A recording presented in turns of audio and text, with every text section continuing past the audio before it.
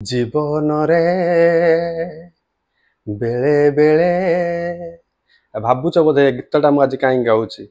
ଆଜି କ'ଣ ହେଇଛି, ଆଜି ସୋମବାରଟା ଥିଲା, ମୁଁ ଅଫିସ କରିବା ପାଇଁ ମୋର ରେଡି ହଉଛି।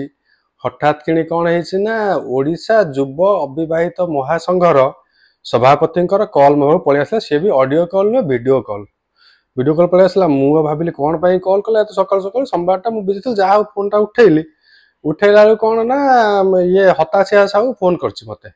ଫୋନ୍ କରିକି ମାନେ କ'ଣ କହିବି, ଫୋନ୍ ଉଠେଇଲା ବେଳକୁ ସିଏ ଏକଦମ କାନ୍ଦି ବୋବେଇ, ଆଖିରୁ ପାଣି, ନାକରୁ ସିଙ୍ଗାଣି, ବୁହେଇ କ'ଣ ହେଇଛି। ମୁଁ ବାବୁ ହେଲା କ'ଣ, କାହିଁକି ଫୋନ୍ କରୁଛୁ, ତୋର କ'ଣ ଅସୁବିଧା ହେଇଛି କହ, ଟିକେ ବୋଧ କର। ଯାହା ହଉ 10-15 ମିନିଟ୍ ବୁଝେଇଲା ପରେ ଟିକେ ବୋଧ ହେଲା।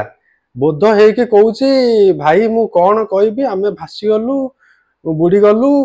କ'ଣ ହେଇଛି କଥାଟା ତ ସିନା ଖୋଲିକି କହିଲେ ମୁଁ ଜାଣିବି, ଆଉ ତୁ ତ ଖାଲି ଭାସିଗଲୁ, ବୁଡ଼ିଗଲୁ ଏମିତି କହିଲେ ଆମେ କ'ଣ କେମିତି କ'ଣ ବୁଝିବୁ। ଆଉ ସେଇଠୁ କ'ଣ ହେଲା ନା କହୁଛି, ବୁଢ଼ା କାଳେ ବାଡ଼ି ଧରିବେ, ଆମେ ଟୋକା କ'ଣ କରିବୁ।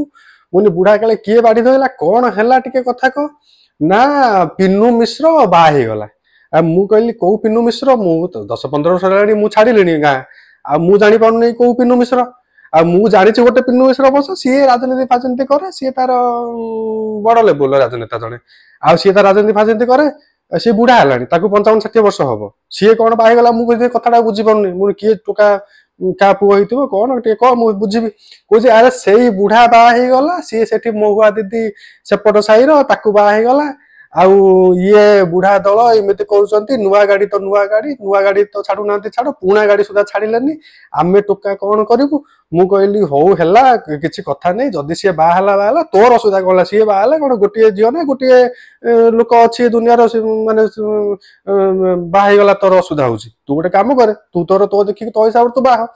କହିଲା କଥାଟା ସେଇଆ ନୁହେଁ, ପିନୁ ମିଶ୍ରା ଯୋଉ ବାହା ହେଇଗଲା ତା ଦେଖା ଦେଖି ଆମ ଗାଁର ଆଉ 40-50 ବୁଢ଼ାବୁଢ଼ୀ କହିଲେଣି ସିଏ ବାହା ହେବେ, ତାଙ୍କର କ'ଣ ପୁରୁଣା ପ୍ରେମ ଅଛି, ସିଏ ତାଙ୍କର ବାହା ହେବେ। ବର୍ତ୍ତମାନ କ'ଣ କରିବୁ କହ। ଆଉ ମୁଁ କହିଲି ଆରେ ଇଏ ବଡ଼ ବଡ଼ୁଆ କଥା। ଆଉ ମୁଁ କହିଲି କ'ଣ ତୋର କିଛି ଅସୁବିଧା ଅଛି। କହୁଛି ନା ମୋ ସାଙ୍ଗର ଗୋଟେ ମା କହିଲାଣି ସିଏ ବାହା ହବ। ଆଉ ମୁଁ କହିଲି ଆଉ ତୋ ସାଙ୍ଗର ମା ହବ, ତୋର କ'ଣ ବାହା ହବ, ତୋର ଅସୁବିଧା କ'ଣ ହେଲା। କହିଲା ନା ଅସୁବିଧାଟା ହଉଛି ଏଇଆ, ମୋର ଅବଶ୍ୟ ପର୍ସନାଲ କିଛି ଅସୁବିଧା ନାହିଁ, କିନ୍ତୁ ସିଏ ଯୋଉ ତା ମା କହୁଛି ବାହା ହବ।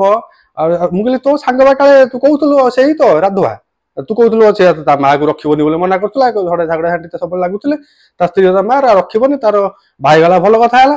କହିଲା କଥା ସେଇଆ ନୁହେଁ, ବାହା ହେଲା ତ ବାହା ହେଲା, କିନ୍ତୁ ସିଏ ଯୋଉ କ'ଣ ହଉଛି, ଯୋଉ ବାହା ହବ ତା ମା ଯାହାକୁ କହୁଛି ବାହା ହବ, ତାର ଗୋଟେ ଆଗ ସ୍ତ୍ରୀ ଥିଲା, ତାର ପିଲା ଅଛନ୍ତି, ସିଏ ଆସିକି ବସିଲେଣି ଏକ ଘରେ, ଆଲୁମିନିର ଆମେ ତମର ଅଧା ସମ୍ପତ୍ତି ନବୁ।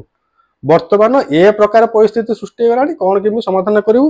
ମୁଁ କହିଲି ହଉ ଦେଖେ, ତୁ ଟିକେ ବୋଧ ହ, ଏ କଥା ଉପରେ ଟିକେ ବୁଝିବା। ମୁଁ ବର୍ତ୍ତମାନ ମୋର ତ ଅଫିସ ଟାଇମ ହେଲାଣି, ଆଉ ମୁଁ ଅଫିସ କରି ସାରେ ସଞ୍ଜକୁ ହବ ଯଦି ମୁଁ କାହାକୁ ଗୋଟେ ଫୋନ ଲଗାଉଛି, ମୋଦିଜୀକୁ ହଉ କି ଆମର ନବୀନ ବାବୁ ଏତେ ଦିନର ମୁଖ୍ୟମନ୍ତ୍ରୀ ଆମ ରାଜ୍ୟରେ ଥିଲେ, ତାଙ୍କୁ ନହେଲେ ଫୋନ କରିବା।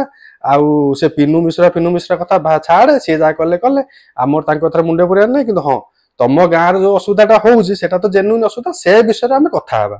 ବୁଝିପାରୁଛୁ ନା। ଯାହା ହଉ ଏମିତି କହିକି ତାକୁ ବୁଝେଇଲି, ଆଉ କହିଲି ଯା ରୁମାଲ ଫୁମାଲ ଖଣ୍ଡେ କିଣିକି ପୋଛାପୋଛି ହ, ଗାଧୁଆ ପାଧୁଆ କରିକି ତୁ ଇଏ କରେ, ଯୋଉ 40-50 କରେ ତାଙ୍କ ଲିଷ୍ଟ ବନା, ତାପରେ ଆମେ ଗୋଟି ତାଙ୍କ ସହିତ କଥା ହବା। ଆଉ ହବ ଯଦି ନହେଲେ ଆମର ତ ବଡ ଭାଇ ଦାଦା ହିସାବ, ଯାହା ହଉ ଆମେ ସମସ୍ତଙ୍କୁ ଗୋଟେ ଡାକିକି ଆମ ସାହିର ମିଟିଂ ଡାକିକି ଯାହାହେଲେ ଗୋଟେ କିଛି କରିବା। ଆଉ ସବସ୍କ୍ରାଇବ କରିବା ପାଇଁ କହିଥିଲି, ମୋର କିଛି ଭାଇ ଭଉଣୀ ମୋ ଦୁଃଖ ସହିପାରିଲେନି, ଆଉ ଚ୍ୟାନେଲଟାକୁ ସବସ୍କ୍ରାଇବ କଲେ, ତାଙ୍କର ସପୋର୍ଟ ମତେ ଦେଖେଇଲେ।